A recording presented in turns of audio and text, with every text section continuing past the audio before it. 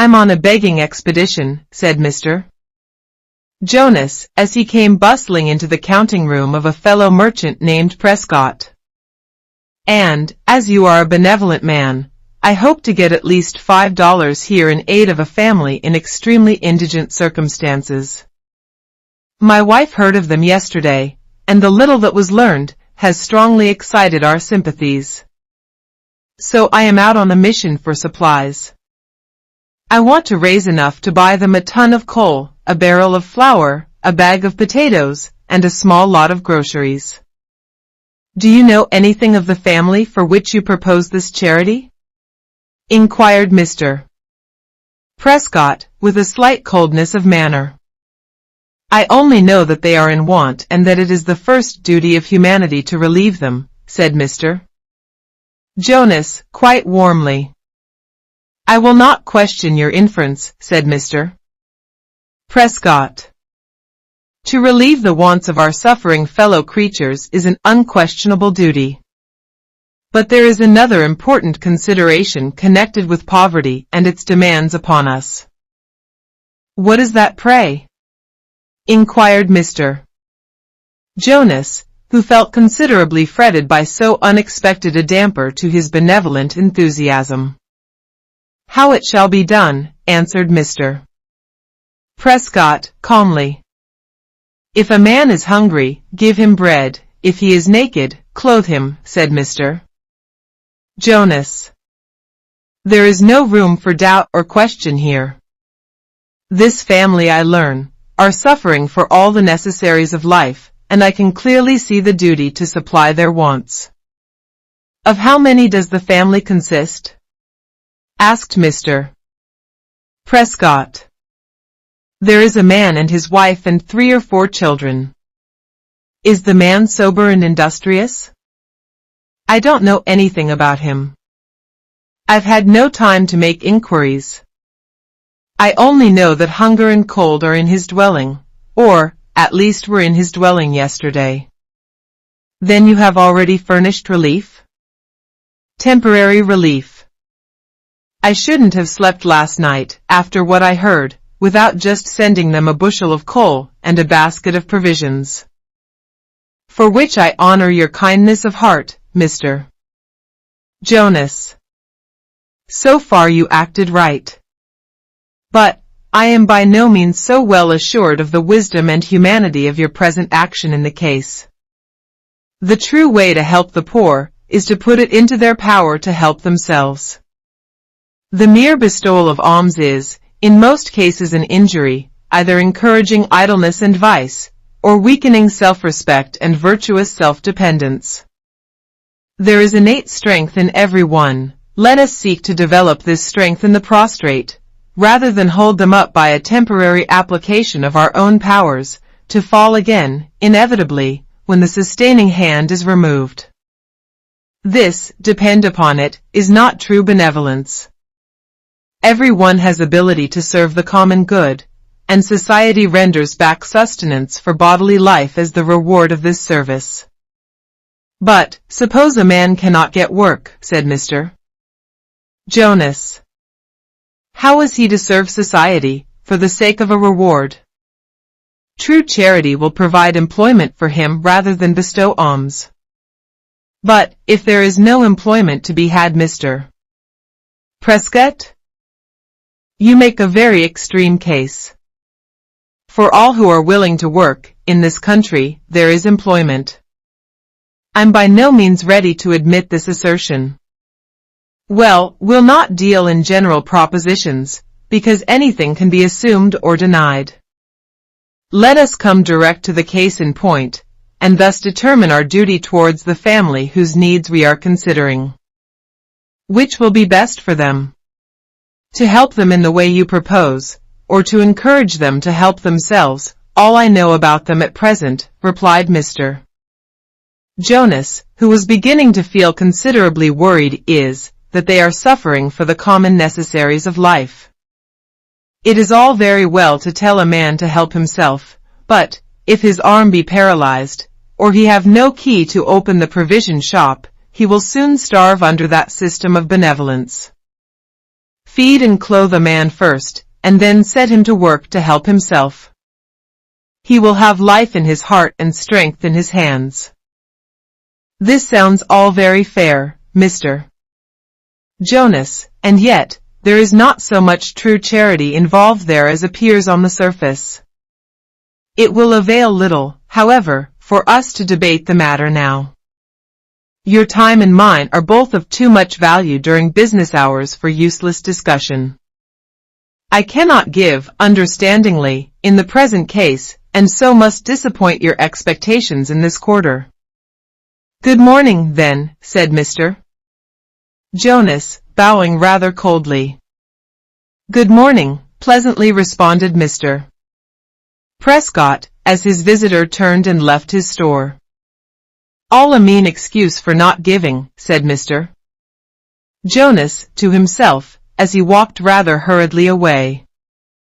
I don't believe much in the benevolence of your men who are so particular about the whys and wherefores, so afraid to give $1 to a poor, starving fellow creature, lest the act encourage vice or idleness. The next person upon whom Mr. Jonas called happened to be very much of Mr. Prescott's way of thinking, and the next chance to know something about the family for whom he was soliciting aid. A lazy, vagabond set, exclaimed the individual, when Mr.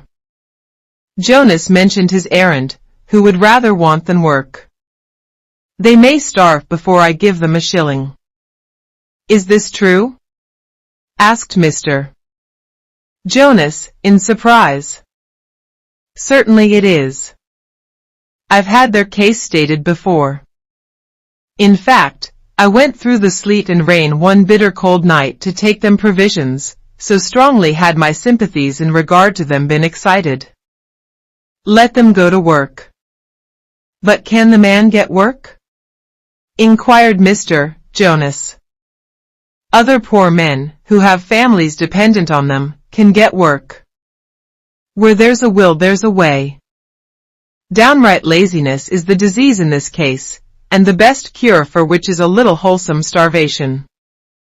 So, take my advice, and leave this excellent remedy to work out a cure. Mr. Jonas went back to his store in rather a vexed state of mind. All his fine feelings of benevolence were stifled. He was angry with the indigent family, and angry with himself for being the fool to meddle with any business but his own. Catch me on such an errand again, said he, indignantly. I'll never seek to do a good turn again as long as I live. Just as he was saying this, his neighbor Prescott came into his store. Where does the poor family live, of whom you were speaking to me? He inquired. Oh, don't ask me about them, exclaimed Mr. Jonas. I've just found them out. They're a lazy, vagabond set. You are certain of that? Morally certain. Mr. Caddy says he knows them like a book, and they'd rather want than work. With him, I think a little wholesome starvation will do them good.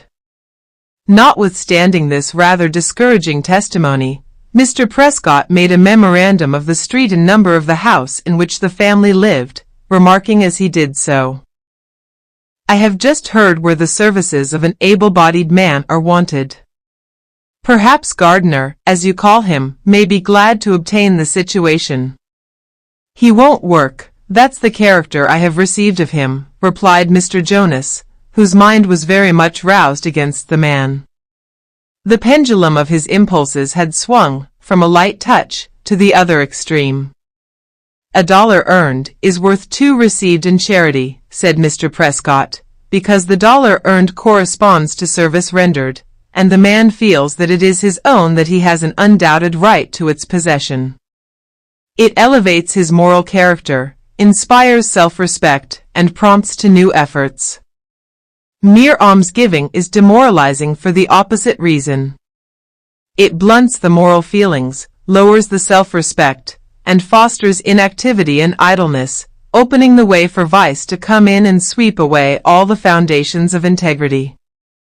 Now, true charity to the poor is for us to help them to help themselves. Since you left me a short time ago, I have been thinking, rather hastily, over the matter, and the fact of hearing about the place for an able-bodied man, as I just mentioned, has led me to call around and suggest your making interest therefore in behalf of Gardner. Helping him in this way will be true benevolence. It's no use, replied Mr. Jonas, in a positive tone of voice. He's an idle good-for-nothing fellow, and I'll have nothing to do with him. Mr. Prescott urged the matter no farther, for he saw that to do so would be useless. On his way home, on leaving his store, he called to see Gardner. He found, in 2 small, meagerly furnished rooms, a man, his wife, and 3 children. Everything about them indicated extreme poverty, and, worse than this, lack of cleanliness and industry. The woman and children had a look of health, but the man was evidently the subject of some wasting disease. His form was light, his face thin and rather pale, and his languid eyes deeply sunken. He was very far from being the able-bodied man Mr. Prescott had expected to find. As the latter stepped into the miserable room where they were gathered, the light of expectation, mingled with the shadows of mute suffering, came into their countenances. Mr. Prescott was a close observer, and saw, at a glance, the assumed sympathy-exciting face of the mendicant in each.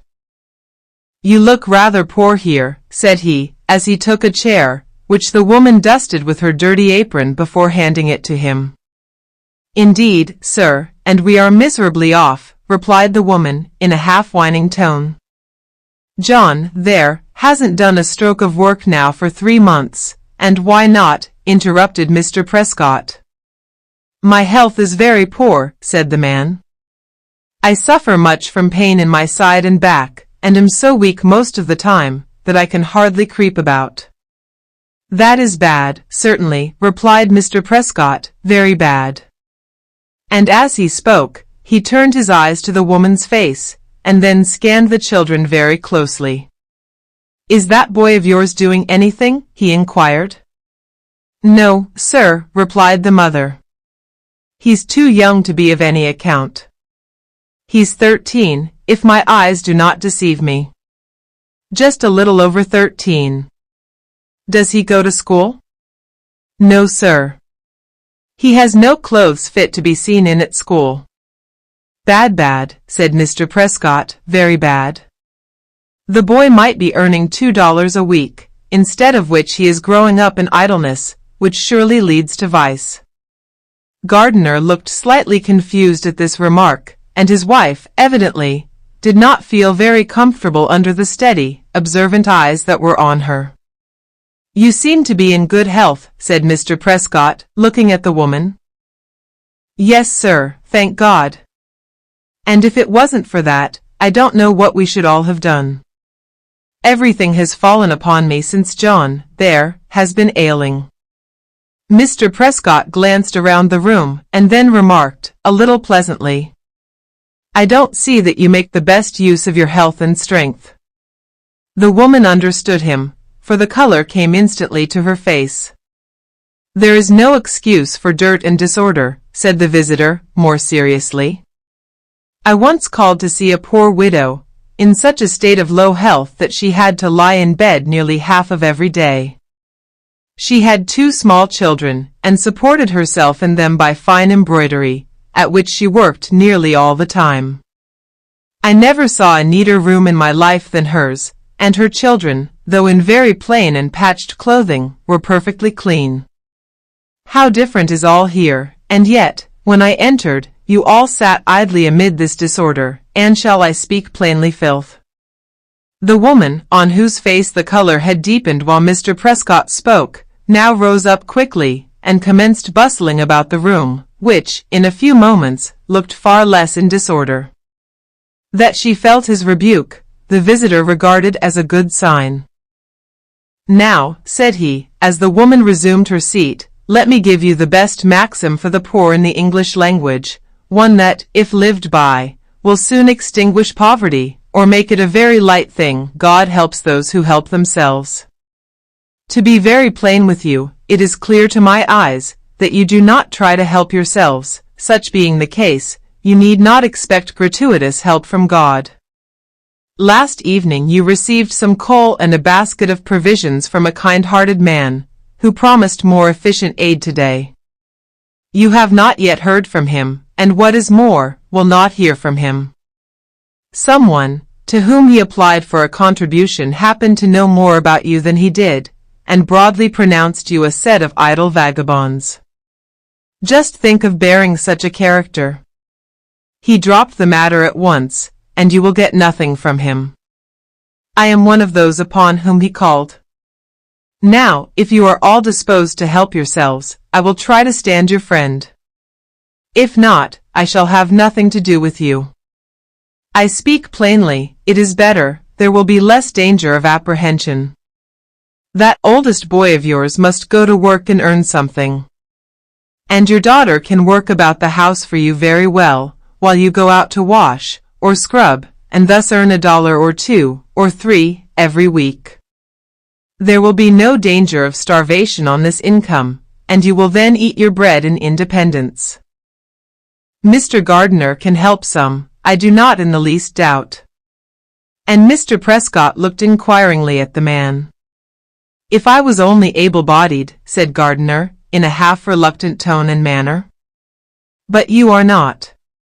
Still, there are many things you may do. If by a little exertion you can earn the small sum of $2 or $3 a week, it will be far better even for your health than idleness. $2 earned every week by your wife, $2 by your boy, and $3 by yourself, would make $7 a week, and if I am not very much mistaken, you don't see half that sum in a week now. Indeed, sir, and you speak the truth there, said the woman. Very well. It's plain, then, that work is better than idleness. But we can't get work. The woman fell back upon this strong assertion. Don't believe a word of it. I can tell you how to earn $50 a day for the next 4 or 5 days at least. So there's a beginning for you. Put yourself in the way of useful employment, and you will have no difficulty beyond. What kind of work, sir? Inquired the woman. We are about moving into a new house, and my wife commences the work of having it cleaned tomorrow morning. She wants another assistant. Will you come? The woman asked the number of his residence, and promised to accept the offer of work. Very well. So far so good, said Mr. Prescott, cheerfully, as he arose. You shall be paid at the close of each day's work, and that will give you the pleasure of eating your own bread, a real pleasure, you may depend upon it, for a loaf of bread earned is sweeter than the richest food bestowed by charity, and far better for the health. But about the boy, sir, said Gardiner, whose mind was becoming active with more independent thoughts. All in good time, said Mr. Prescott, smiling. Rome was not built in a day, you know. First let us secure a beginning. If your wife goes tomorrow, I shall think her in earnest, as willing to help herself, and, therefore, worthy to be helped. All the rest will come in due order. But you may rest assured that, if she does not come to work, it is the end of the matter as far as I am concerned. So good evening to you. Bright and early came Mrs. Gardiner on the next morning, far tidier in appearance than when Mr. Prescott saw her before. She was a stout, strong woman, and knew how to scrub and clean paint as well as the best. When fairly in the spirit of work, she worked on with a sense of pleasure. Mrs. Prescott was well satisfied with her performance, and paid her the $50 earned when her day's toil was done. On the next day, and the next, she came, doing her work and receiving her wages. On the evening of the third day, Mr. Prescott thought it time to call upon the Gardiners. Well, this is encouraging, said he, with an expression of real pleasure, as he gazed around the room, which scarcely seemed like the one he had visited before. All was clean, and everything in order, and, what was better still, the persons of all, though poorly clad, were clean and tidy. Mrs. Gardiner sat by the table mending a garment, Her daughter was putting away the supper dishes, while the man sat teaching a lesson in spelling to their youngest child. The glow of satisfaction that pervaded the bosom of each member of the family, as Mr. Prescott uttered these approving words, was a new and higher pleasure than had for a long time been experienced, and caused the flame of self-respect and self-dependence, rekindled once more, to rise upwards in a steady flame. "I like to see this," continued Mr. Prescott. "It does me good. You have fairly entered the right road. Walk on steadily, courageously, unweariedly. There is worldly comfort and happiness for you at the end. I think I have found a very good place for your son, where he will receive $1.50 a week to begin with. In a few months, if all things suit, he will get $2. The work is easy, and the opportunities for improvement good. I think there is a chance for you, also, Mr. Gardner. I have something in my mind that will just meet your case. Light work, and not over 5 or 6 hours application each day, the wages $4 a week to begin with, and a prospect of soon having them raised to $6 or $7. What do you think of that?" "Sir," exclaimed the poor man, in whom personal pride and a native love of independence were again awakening, "if you can do this for me, you will be indeed a benefactor." "It shall be done," said Mr. Prescott, positively.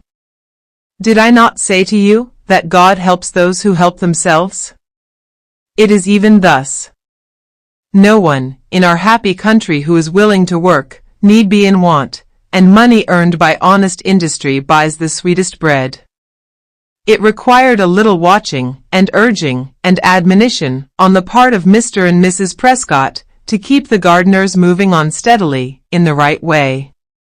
Old habits and inclinations had gained too much power easily to be broken, and but for this watchfulness on their part, idleness and want would again have entered the poor man's dwelling.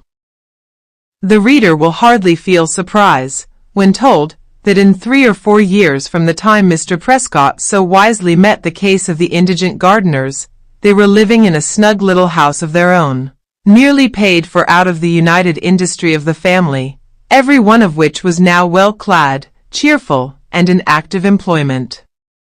As for Mr. Gardner, his health has improved, instead of being injured by light employment.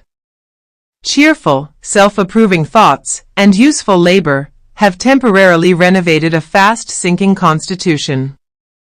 Mr. Prescott's way of helping the poor is the right way. They must be taught to help themselves. Mere almsgiving is but a temporary aid, and takes away, instead of giving, that basis of self-dependence, on which all should rest. Help a man up, and teach him to use his feet, so that he can walk alone. This is true benevolence. If you like this story, then like this video and hit the bell icon. And listen to more videos like this, then subscribe our channel too. Thank you so much.